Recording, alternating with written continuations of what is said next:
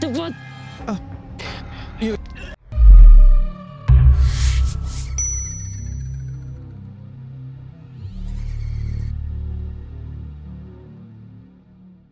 Filamu inaanza katika nyumba ya wageni. Hii ni nyumba ambayo ipo kwa ajili ya watu kupanga na mara nyingi inatumika na wanachuo tu. Sasa tunaanza na kijana mmoja anaitwa Min. Kafika katika chumba cha mshikaji wake anaitwa Bob, lakini baada ya kuingia Bob anaonekana akiwa na wasiwasi mkubwa sana. Bob akawa amemwambia kwamba mimi ninaomba kwa leo ulale na mimi katika chumba changu, kwa sababu ninahisi kama kuna kiumbe ama kuna mtu wa ajabu ambaye mara zote anakuwa ananitazama muda wote, hata hapa ananitazama. Bob akawa amemsihi sana mimi alale pamoja naye na mimi akawa amekubali kulala nao. Sasa katika hii nyumba inaelezwa kwamba ni nyumba ambayo ni bei che sana, hivyo wanachuo wengi wao wanakimbia hapa kwa ajili ya kulala. Sasa mimi kwenye kugeuka akawa amegongesha kidole kwenye kona ya kitanda. Panauma hapo. Jamaa baada ya kuamka anagundua kwamba Bob hayupo hapo, lakini baada ya kumtazama akamwona kupitia dirishani. Bob yuko Bukoba, yani inamaanisha yuko kwenye migomba ya ndizi huko. Hivyo akawa ametoka hapo kwenda kumfuata. Baada ya kufika huko akamkuta Bob yuko busy kweli kweli, anachimba shimo mfano wa kaburi. Anamuuliza, Bob, una shida gani wewe? Jamaa akasema kwamba shuka huku chini nisaidie kuchimba. Hivyo mimi akawa ameungana pamoja na Bob, wakachimba kwa muda. Bob akuja kushangaa amefungua mwili wa mtu ambao umefunikwa na sanda. Baada ya kufunua mwili huo akashangaa kujiona yeye mwenyewe yuko ndani hapo. Jamaa akawa amekurupuka kutoka usingizini kwamba ilikuwa ni ndoto mbaya tu. Sasa mimi anamuuliza, nini kimekukuta wewe? Bob anasema kwamba nimeota ndoto mbaya sana. Hii ndoto ina maana mbaya. Yawezekana hapa sio mahali salama kabisa. Hapa ni hatari kuishi mimi, na hii ni dalili ya kwamba ninaweza kufa muda wowote kuanzia sasa. Halo, karibu Swahili Maktaba, tuangazie kisa hiki kiundani zaidi. Uko na mimi msimuliaji wako OKRAN. Tuanze kisa hiki vyema kabisa. Tunakutana na binti mmoja. Huyu binti anaitwa Lena. Ametoka kijijini huko kuja mjini hapa kuendeleza masomo yake ya elimu ya juu. Baada ya kufika hapa akawa anaongea na wazazi wake kwa loudspeaker. Wazazi wanamfokia sana, usiwe mfano kama kaka yako Beni. Beni huko anapoteza muda tu, tumepoteza pesa nyingi sana, muda wote anasoma yeye tu. Sasa muda huo anazungumza haya, Beni kafika hapa na amesikia mdogo wake akiwa anaongea na wazazi wake, wanamuua balaa. Yaani wazazi wake na Beni hawajawahi kuwa sawa na huyu kijana kabisa, hawako vizuri. Baada ya simu ndefu, Beni akamchukua mdogo wake na kumpeleka kwenye nyumba ya kulala wageni, ambapo wenyeji wake ni mme na mke. Mwanaume anaitwa Wirio na mwanamke anaitwa Asri. Wakawa wamepokelewa na upendo mkubwa sana kwa wazee, na Asri akamchukua Rena akampeleka katika chumba ambacho yeye atakuwa analala huko. Lakini katika kupitapita akakutana na kijana mwingine hapa. Huyo jamaa anaitwa Ryan. Huyo ni kijana pekee wa hii familia ya Wirio pamoja na Asri. Akawa amemtambulisha na akaambiwa kwamba kwenye hii nyumba kuna wakazi 10 kwa jumla hivi sasa, na ni wanafunzi pamoja na wafanyakazi. Na akawa amemwambia binti kwamba wao kama familia wanaishi nyuma ya hii nyumba, hivyo ni rahisi sana kwa wao kuwafikia. Basi mwanamama huyo akawa ameaga akisema kwamba anakwenda kumsalimia paka wake kipenzi Nyau. Rena akaingia chumbani kwake akiwa ameketi kitandani. Muda mchache akawa ameingia msichana mmoja ambaye akajitambulisha kwamba yeye anaitwa Rina na yeye anaishi humu kwenye mjengo. Basi wakapiga stori 2-3. Rina akawa amemchukua Rena kwenda kumtambulisha kwa wengine ambao wanaishi katika hii nyumba. Binti Rina alimpokea Rena katika upendo mkubwa sana. Sasa alivyomwacha sebuleni ili kwenda kuwafuata wengine ili aje awatambulishe, binti akiwa hapo akamsikia Bob akiwa na rafiki yake Min. Bob bado anakuwa na wasiwasi kuhusiana na ile ndoto ambayo amekwisha kuiota. Anasema maisha yake yako hatarini, hawezi kuendelea kukaa hapa. Sasa binti hii story akawa anaisikia, lakini hakuisikia vizuri. Rini akawa amefika hapo na marafiki wengine, hivyo akawa amewatambulisha Bob na Min. Wao kwa wametoka hapo. Rini akamtambulisha Rena kwa Hani pamoja na Eka. Eka kwa amejitambulisha, akamshawishi binti kwamba wataendelea kuonana mara kwa mara kwa sababu wako hapa na watakutana katika chakula cha jioni. Heni akasema kwamba mara nyingi mwisho wa wiki wote hula pamoja na familia ya Bi Asri, ambaye yeye huwa ndo anaandaa hicho chakula, sio Eka. Hivyo huyu jamaa hana chochote cha kukota pointi kwa binti. Kweli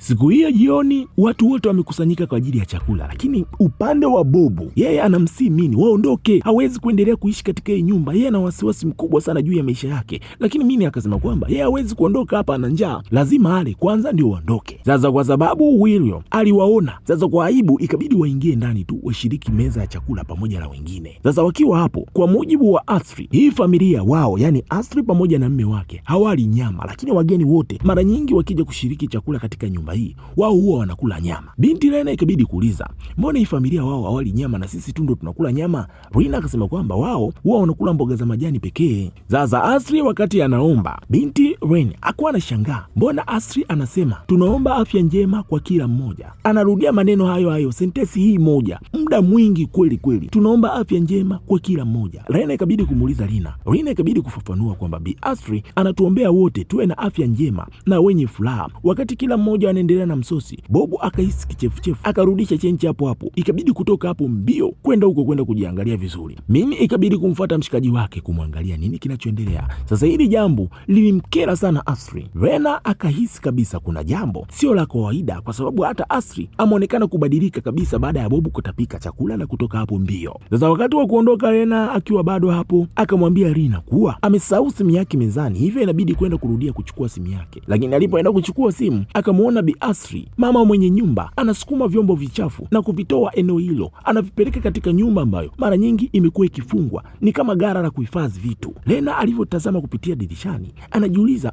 huyu mama anapeleka wapi hivyo vyombo usiku huu? Basi kwa kuwa alikuwa anasubiriwa, ikabidi kutoka hapo. Baadaye binti akasikia kama kuna harakati zinaendelea humu ndani. Baada ya kutoka kufuatilia, akamwona Mini anamhudumia Bobu. Bobu hali yake imekuwa mbaya zaidi, amezidi kuchemka kweli kweli. Rena ikabidi kumwambia kwamba akiwa katika hali hii usitumie maji ya baridi, tumia maji moto. Binti alivyojaribu kutoka hapo kwenda kufuata maji moto, Bobu akamzuia akisema kwamba usitoke nje, unajua tunaangaliwa, tunafuatiliwa, usiruhusu wa kukamate. Mara Bobu akaamka kwa hofu akisema kwamba kuna watu dirishani, wako wengi wanamtazama. Bobu akasisitiza kwamba ni wengi sana na wapo katika shamba la ndizi, na anasema wazi kwamba kuna mapepo wengi sana wamening'inia huko, miguu yao huwa haigusi ardhi kamwe. Alivyoona hawamwamini, jamaa akaamua kufungasha virago vyake aondoke kabisa katika huu mji, hataki kabisa kuendelea kukaa katika hii nyumba. Lakini wakiwa nje bado anamshawishi mshikaji asiondoke hapo. Huyo pamoja na mke wake Asri wako wamefika hapo, wanauliza kuna nini jamani usiku? Bobu akawaambia kwamba samahani sana, mimi siwezi kuendelea kubaki hapa. Unaondokaje usiku? Kwa nini usisubiri pakuche ili uende kwa amani na tunaweza kuzungumza haya matatizo kwa uhuru zaidi? Bobu akajibu kwamba mahali hapa pana mizimu.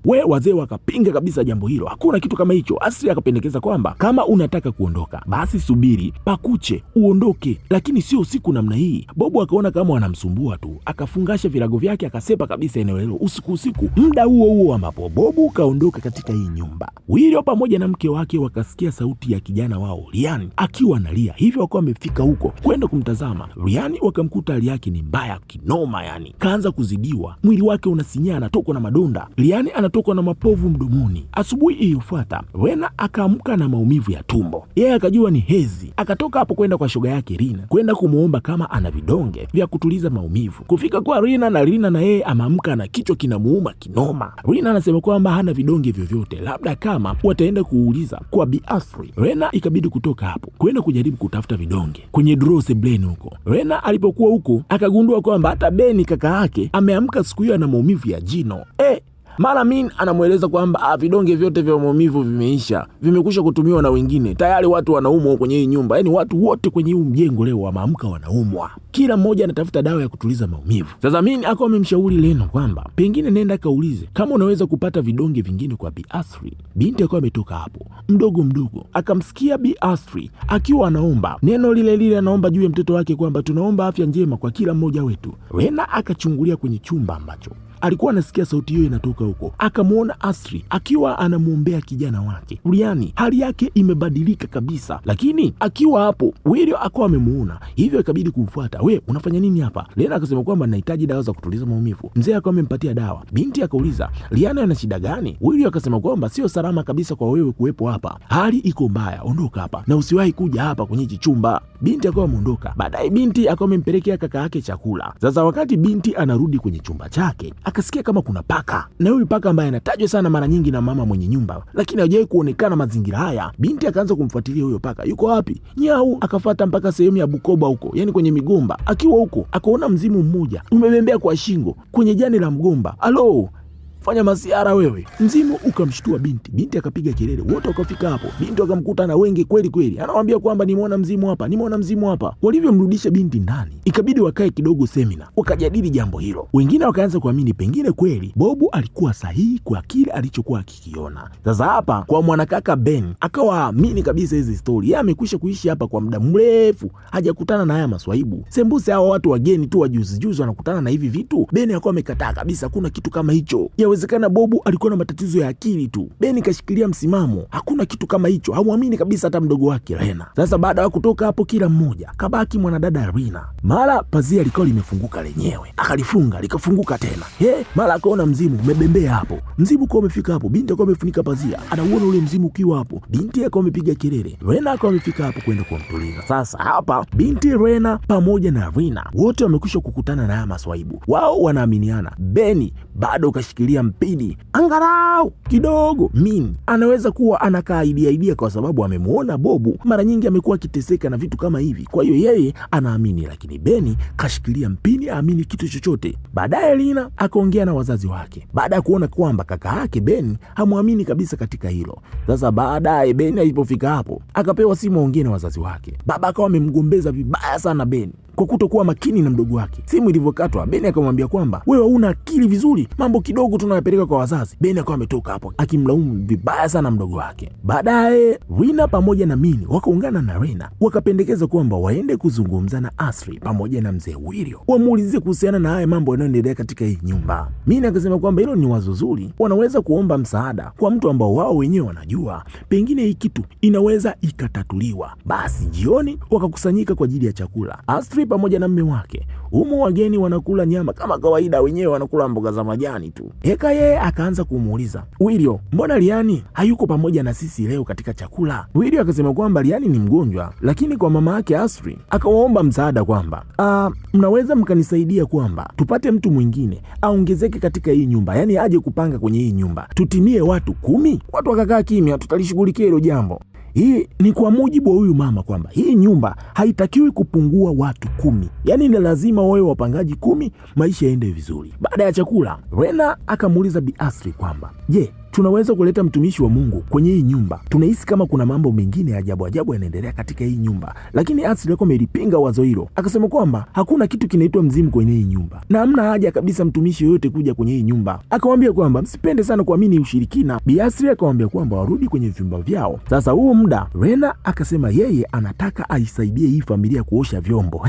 Asri akasema kwamba vyombo vyangu mimi huwa naosha mwenyewe, havigusi na mtu yoyote. Kisha akawa ametoka hapo. Walivyotoka nje, Rena ikabidi kumuuliza Lina, kwa nini Asri mara nyingi huwa anaosha vyombo vyake usiku? Lina akauliza, unamaanisha nini? Wakiwa hapo muda huo akamwona Bi Asri akiwa anaelekea katika kile chumba akiwa amebeba vyombo vichafu. Mabinti ikabidi waanze kufuatilia ili kujua ni nini kinachoendelea katika chumba hicho. Baada ya Bi Asri kutoka, wakaenda kuchungulia. Mlango ulikuwa umefungwa, hivyo wakashindwa kuingia. Wakabaki hapo nje, wanasikia sauti za ajabu zikiwa zinatoka ndani hapo. Walivyorudi ndani, Lina yeye akapendekeza kwamba warudi kwenda kuchunguza vizuri, kuishia nje kunogi, lakini Lena kwa amemzuia. Baada ya muda usiku umewashika, Rena amelala amesinzia. Lina yeye hawezi kabisa kulala, bado anawaza tu kuhusiana na lile jambo. Kwa udadisi akachukua zake maamuzi ya kwenda kuchunguza vizuri kwenye kile chumba. Kweli akachukua zana na akaenda kuvunja mlango na akaingia ndani na akaufunga. Akaanza kutazama humu ndani. Mara akaona kama pazia limesogezwa. Ikabidi kujisogeza hapo kwenda kuchunguza vizuri. Baada ya kufika hapo, anaangalia kuna vitu tu vya ajabu vimetunzwa ndani hapa. Ni vitu vya kale, lakini akasikia kama kuna sauti. Baada ya kutazama, akaona kuna mwili ambao ulikuwa umefungwa sanda. Umepiga goti hapa.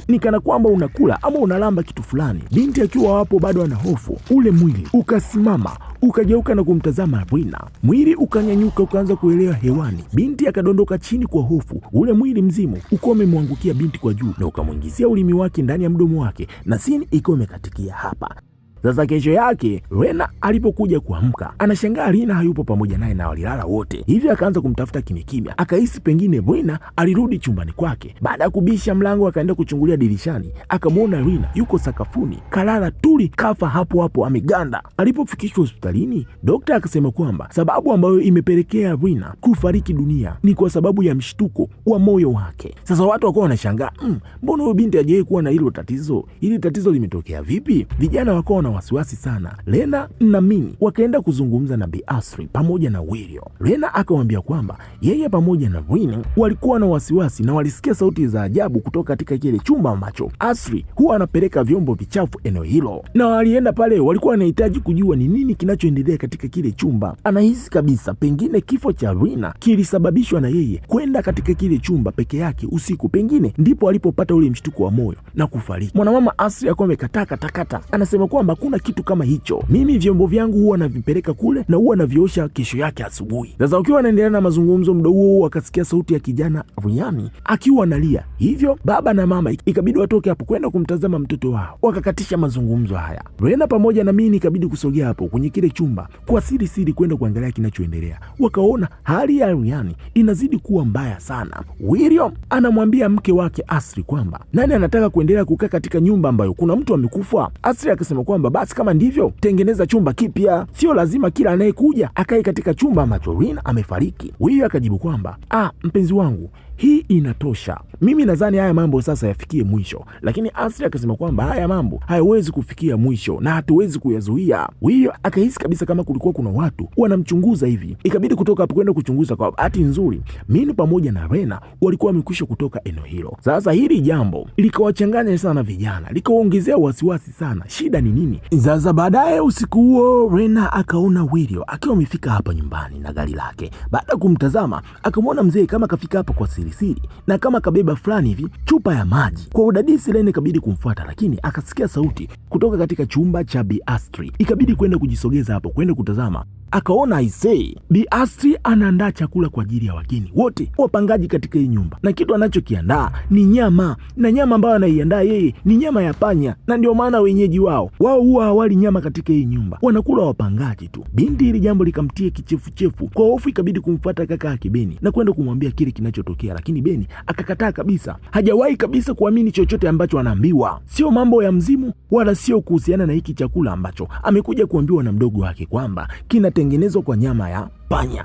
Beni akasema kwamba lolote sawa tu litakalotokea, kwani mimi nimekwisha kupapenda hapa kuliko hata huko nyumbani ambapo wao unasema niende. Bi Asri pamoja na bwana William wananijali sana kuliko wazazi wangu. Baba yangu yeye anataka tu mimi nipate shahada haraka niweze kupata kazi ili nipate pesa kwa ajili ya kutimiza ndoto zako za wewe kusoma, na sio kingine kabisa. Hawajawahi kujali kuhusiana na hisia zangu. Lena baada ya kusikia maneno haya akawa mdogo, akamwomba msamaha kaka yake. Hakujua yote haya yanasababishwa na nini, lakini akasema kwamba kitu ambacho kinamchanganya zaidi, nyumbani kwao mara nyingi wazazi wao wanagombana na ugomvi wao mara nyingi huwa unahusu fedha tu. Binti ikabidi kumwambia kaka yake jambo ambalo yeye hakuwahi kujua. Akamwambia kwamba kuna kitu ambacho mara nyingi mimi sijawahi kukuambia kwa sababu ninahisi nitakuongezea majukumu. Mama anaumwa kansa kwa muda mrefu sasa, na hili jambo nililifanya siri kuto kukuambia wewe ili kukuepusha kukuongezea mzigo kakaangu. Hili jambo Beni hakuwa analijua kabisa.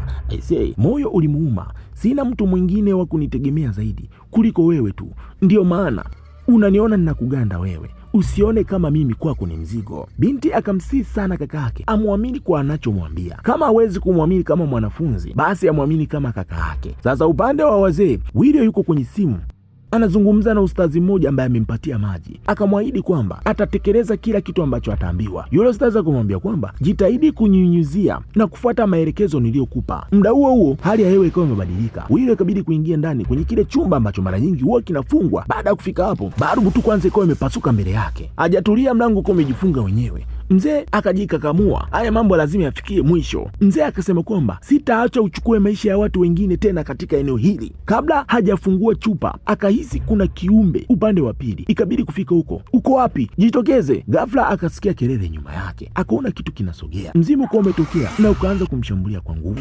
zisizokuwa za kawaida. Akawa manguka chini na kufa hapo hapo. Asubuhi iliyofuata, Rena akatoka chumbani kwake, akamkuta Beni anasikiliza kitu. Akamuuliza, Beni, unasikiliza nini? Beni anasema kwamba nasikia kama paka ambaye mara nyingi Asri huwa anasema kuna paka katika hii nyumba. Beni akasema kwamba msubiri hapa, ngoja mimi nikaangalie huko vizuri. Beni kwenye kwenda kuangalia kama kawaida akajikuta katokea wapi? Bukoba. Kwenye migomba huko anatafuta paka, anamuita nyau. Mara anashangaa kumuona mzee Wilio akiwa amening'inia kwenye mgomba. Kelele za Beni zilisababisha watu wote kufika eneo hilo. Asri pia akawa amefika hapo, akalia sana baada ya kumuona kipenzi chake amekwisha kufariki dunia. Basi yakafanyika mazishi, lakini kitu ambacho kiliwashangaza watu wengi kwenye mazishi, Bi Asri alisimama mbali kando kabisa, hakuhusika kwa namna aina yoyote kumzika mme wake. Sasa hili jambo wapangaji likawa ni semina. Baada ya kurudi ndani, wakaanza kujadili kwa nini Bi Asri hakushiriki mazishi ya mme wake. Sasa katika story wakagundua kwamba hii familia ya mzee Wilio pamoja na mke wake hawajawahi kuonekana wakisali, yani hawajawahi kujulikana ni Wakristo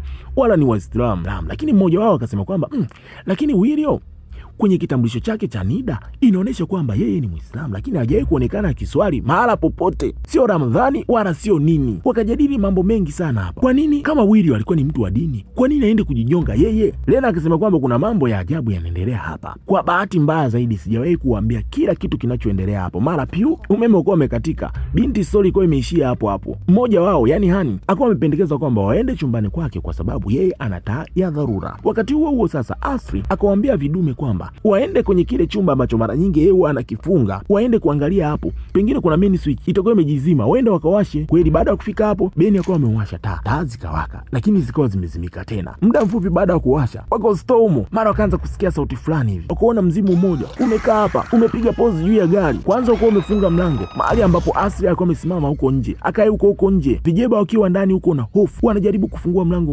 haufunguki. Mzimu uko umerefusha ulimi wake mrefu na mbele uko umetokeza kichwa chake. Aise, ni kuatia uoga tu vijana wakawa wamefanyika kufungua mlango na kutoka nje. Wakamkuta Asri yuko hapo kapagawa na hofu kweli. Upande wa watoto wa kike walipokuwa wamejihifadhi, baada ya kuona vijeba warudi, ikabidi Hani watoke na wasichana kadhaa ili kwenda kujaribu kuangalia kunani kule. Walipotoka nje, wakaona udongo umejawa na wadudu kibao. Mbele yao kwenye ngazi wakaona mzimu umesimama hapo. Kwa hofu ikabidi kurudi ndani tena. Mzimu ukaona jaribu kufungua mlango, Hen akawasi wasifungue mlango huo, lakini msichana mmoja ambaye yeye alikuwa aamini kinachoendelea akaenda kufungua mlango, akaona mzimu mlangoni, kisha akawa amefunga mlango kwa haraka. Wakaamua kutoroka kupitia dirishani. Wakawa wamefanyikiwa kufika upande wa wanaume walipo. Walipofika tu huko, wakamwambia kwamba huko kumenuka, tumeona mzimu ndio maana tumefika huko. Muda huo sasa Asri hatoi msaada wa aina yoyote, yani yuko bwebwebwe, haeleweki. Siku iliyofuata wakazi wote wakaanza kulazimika kuondoka kwenye hii nyumba, wanahitaji kwenda kutafuta sehemu nyingine kwa kwenda kuishi. Wakaondoka wote isipokuwa Lena, Beni pamoja na Mini. Kwa nini?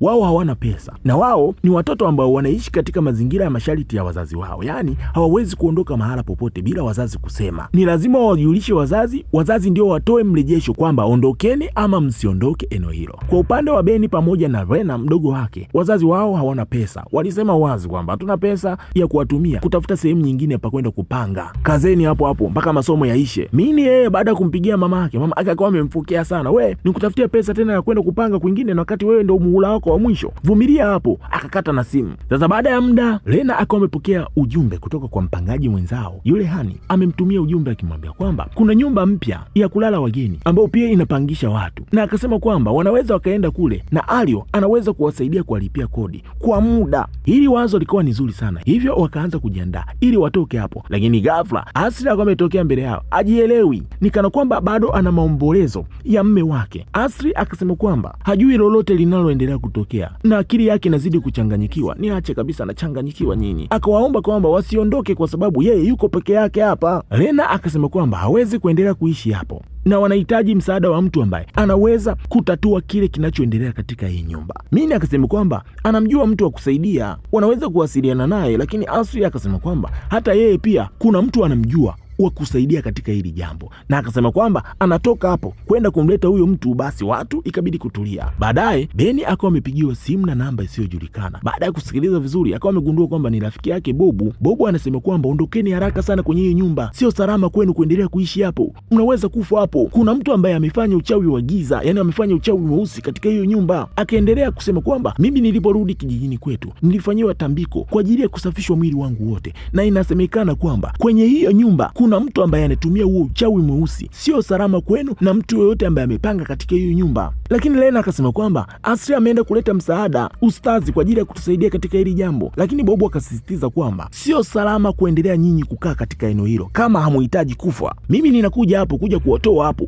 mara moja, andaeni mizigo yenu. Kweli bana, watu wakaanza kuandaa mizigo. Ghafla Mini akahisi kama kuna mtu kapita nyuma yake, lakini baada ya kugeuka hakuna mtu. Muda mfupi baadaye Mini akawa amezimishwa na mtu, akaanguka chini akazimia. Beni alipofika katika chumba cha Mini akamwona Mini yuko sakafuni. Baada ya kujaribu kumwamsha, mara akazimishwa na yeye. Nani kamzimisha? Ni Bi Asri mwenyewe. Akaamua kuwazima hawa watoto. Kwa nini? Tutajua tu. Asri alipotoka hapo akaenda moja kwa moja kwa Lena, akaenda kumuuliza, unabeba vitu vyako unakwenda wapi? Lena akawa ameomba msamaha, akasema kwamba hawezi tena kuendelea kubaki katika eneo hilo, lakini Asri akawa amemshambulia tena na binti Lena akawa amezimia. Baadaye wanakuja kuzinduka wote, wakajikuta wamefungwa mikono pamoja na miguu. Asri akaingia hapo akiwa na chakula ambacho amekwisha kukiandaa kama kawaida yake, anawaambia kwamba watu wale, lakini Lena akakataa kile chakula. Lena akasema kwamba wewe ndiye uliyefanya uchawi mweusi kwenye hii nyumba. Asri akajibu kwamba mimi ninafuata imani yangu kama jinsi ambavyo nyinyi mnafuata dini zenu.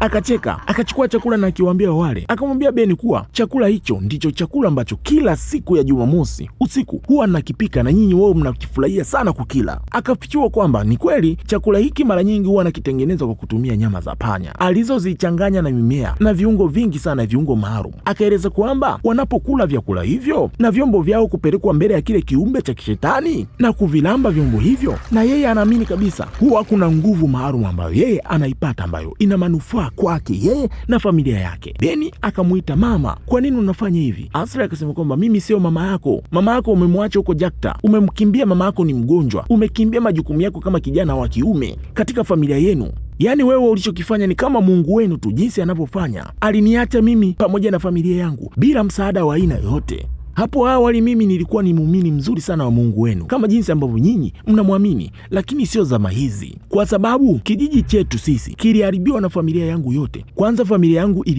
iliibiwa kila kitu. Watu wote wanasema kwamba Mungu ni mlinzi, huo ni upuuzi tu. Akaendelea kwa kueleza kwamba kwa miaka 20 iliyopita Mungu alimnyang'anya kila kitu katika maisha yake, lakini shetani alimpa maisha mapya na familia mpya. Anasema kwamba alipata kabila la watu waliokuwa wakiabudu wafu. Yeye na mme wake waliungana na kuanza kuabudu shetani kwa muda ambao wao waliendelea kuhudumu katika kabila ile. Asri anasema kwamba shetani ni mwema sana kiasi kwamba aliwapatia mtoto wa kiume wa kwanza, yani Liani anamaanisha, kama ishara ya upendo wao. Sasa wakati huyu mama anabwabwaja ya mambo, kumbe kijana wake Liani alikuwa anasikia kila kitu na amejua kwamba yeye ni chimbuko la shetani. Wakati huo sasa katika chumba ambacho Bi Asri alikuwa anaendelea kueleza, anasema kwamba wanahitaji kuhakikisha wanapata roho za kutosha. Daima katika hii nyumba wapangaji wanatakiwa kuwa 10. Akipungua mmoja tu, hali ya Liani inabadilika, yani lazima kijana wao ataugua tu. Na ndio maana baada ya Bobu tu kuondoka katika hii nyumba, hali ya Liani ilianza kuwa mbaya. Kwa hiyo hii nyumba ni lazima wapangaji wawe 10, Liani hali yake iwe kawaida. Na akasema kwamba haijawahi kuwa na wakazi chini ya 10. Wakipungua analazimika kutoa roho 4 kama sadaka kwa shetani, kama fidia. Lakini tangu Bobu alipoondoka, Rina akawa muhanga wa kwanza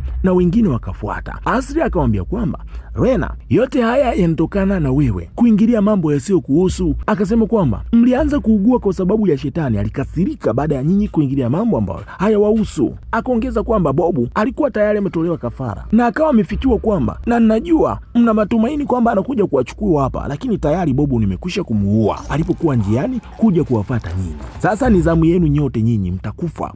Akaanza na Mini akamzimisha, akawa amemkokota na kumtoa nje ya chumba hicho na akawa amefunga mlango. Beni akamwomba Lena mdogo wake amsamehe sana kwa kutokumwamini tangu mwanzoni. Akasema kwamba atamjali daima iwapo atatoka hapa wakiwa wazima. Upande wa Liani akawa amemuita Beni na akawa amemwambia kwamba kuna mkasi kwenye draw kwenye meza ya kujipamba hapo, autumie huo ili kujikomboa. Kweli Beni akawa amefanikiwa kujifungua yeye na akawa amemfungua mdogo wake Lena. Liani pia akawa amemweleza mahali ambapo kuna funguo wa chumba umefichwa hapo. Basi baada ya kupata ufunguo huo, Beni pamoja na Lena wakaenda moja kwa moja kuingia katika chumba cha Liani. Wakamuuliza Asri atakuwa amempeleka wapi Mini. Liani akaeleza kwamba pengine amempeleka kwenye gara huko. Wakakimbilia huko. Kabla hawajaingia, Beni akachukua mundu. Wakaingia. Beni akagundua kwamba kuna mlango wa sakafuni kuelekea chini huko. Huu ni mlango wa siri, hivyo ikabidi kuingia huko. Ndani huko kuna chumba cha siri. wakasikia Asri akiwa anaomba kwa shetani, wakamwona akitoa sadaka ya wazi wazi. Beni akamvizia kama kindege cha avieta, akamfunika na kitambaa, na huyo mwanamama